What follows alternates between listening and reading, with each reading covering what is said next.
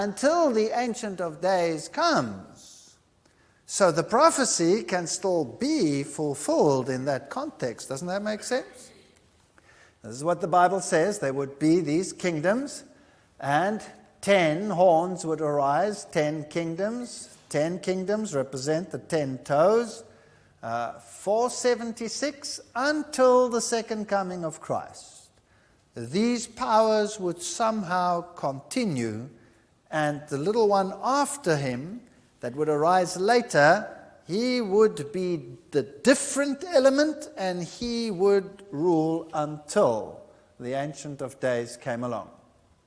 Daniel 2 verse 44, remember, talking about the 10 toes, which are the equivalent of the 10 horns, says, "And in the days of these kings shall the God of heaven set up a kingdom which shall never be destroyed, and the kingdom shall not be left to other people, but it shall break in pieces and consume all these kingdoms, and it shall stand forever."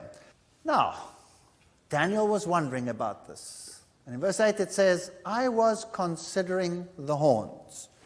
So he's looking down the stream of time, and he's looking to where Rome divides up into 10 components, and he's looking at these 10 kingdoms that arise out of the Roman Empire.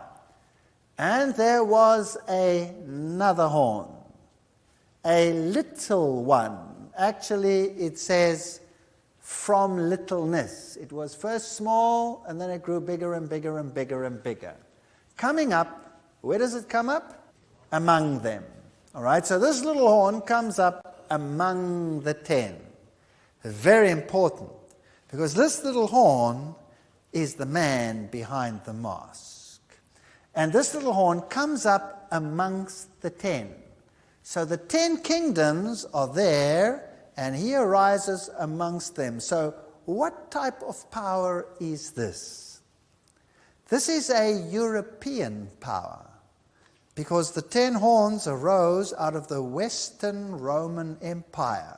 So can we look for this little horn in the Middle East, for example? Yes or no? No. Can we look for this little horn in the United States of America, for example? No. Where do we have to look for him? There where he's supposed to arise. He has to come up among the 10. He comes up among the 10. And all 10 are there when he arises. Notice, before whom 3 of the first horns were plucked out by the roots. So because of this power, 3 of the 10 had to be removed. Does that make sense? Where did we find this symbolism earlier? This man symbolism? Babylon, remember? Found it in Babylon. Here's the same symbolism. In this power, man will once again lift himself up above the Most High and take the place of the Most High. This is another Bab-el, another portal to heaven. Man exalting himself above the divine with pompous words. He's speaking against God.